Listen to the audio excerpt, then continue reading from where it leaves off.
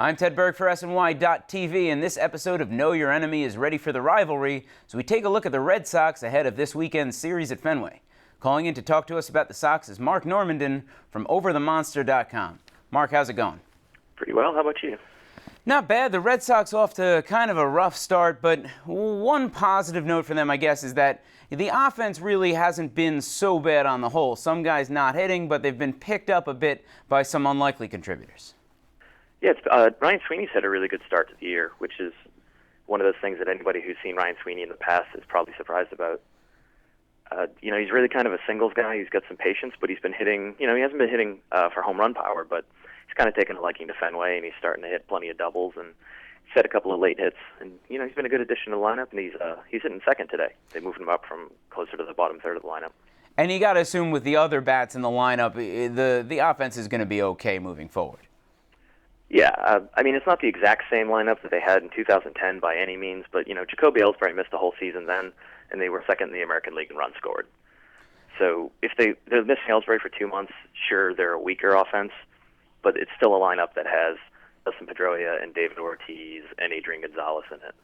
And, maybe not the Kevin Youkilis we're used to, but it's also been 2 weeks, so it's kind of tough to write him off, especially for a fan base that has seen David Ortiz basically rise from the dead and be zombie David Ortiz afterwards. Well, let's talk about Youkilis a little bit, and I would say that probably the big negative story for the Red Sox so far has been the comments from Bobby Valentine about Youkilis and the firestorm that set off. I know, a lot of it is overblown probably, and it's hard to really figure how much it matters, but what's the fans' take on that, and how much do you think it matters? I don't think many Red Sox fans would like Valentine kind of picking on anybody, but Youkilis is absolutely a fan favorite. And, I was at the game the other day, and he came out to take Morales out probably too late, and he was partially being booed for that, but I think partially being booed just because he's Bobby Valentine, and he's really driven a lot of people crazy lately. As far as actually mattering, though, if he keeps up this theme of kind of, picking on players in the media, then yeah, there's going to be a problem. The clubhouse is pretty much on high alert. Evidence of this is Dustin Pedroia speaking out about it, and Pedroia, he's kind of the mouthpiece of the team, but he doesn't ever really say anything negative like that. So, that was kind of a bad sign. But if Valentine realizes that, he's going to lose the clubhouse, he's going to lose the fan base, and in turn, the front office isn't going to trust someone who doesn't have the team. If he can be quiet now, realizing that, then that's a good thing. Let's move over to the pitching in this series. Buchholz going tonight is off to a little bit of a shaky start after missing the end of last season with a back injury. Do you think any of those troubles, any of the back issues are lingering, or he's just been maybe a little bit unlucky? No, he had kind of the same back issue that David Wright had last year, where as long as he doesn't do whatever caused the problem in the first place, there shouldn't be any kind of reoccurrence. He looked good in the spring. He just had some command issues in his first start that led to a bunch of homers and some easy hits.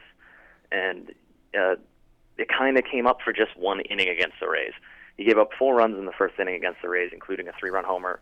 But then he ended up, I think he threw 49 pitches or something in the first 2 innings, and then he only threw 60 the whole rest of the game. He went through the 7th inning, and he held him to 1 run the rest of the way. So that's the Buchholz that we expect to see. And as long as his command is on, he should be able to shut down a lineup, even like New York's. Saturday's starter, Felix Doubront, is a guy the Yankees have seen in relief before, really making his first turn as a member of the full-time starting rotation. What can we expect out of him? Well, Doubront is a guy who has wicked stuff. He's got great movement on 4 different pitches. Changeup's probably the most effective of all of those. He's left-handed. He's got some velocity. The big thing with him, like Buchholz, is command. If he's being inefficient with his fastball and he's missing his spots, he's going to be out of the game in the 4th or the 5th inning, especially against a team like the Yankees who can wait it out. But if he's hitting all of his spots and he's being efficient and he's not giving up too many foul balls and things like that, he's actually a pretty devastating pitcher to face.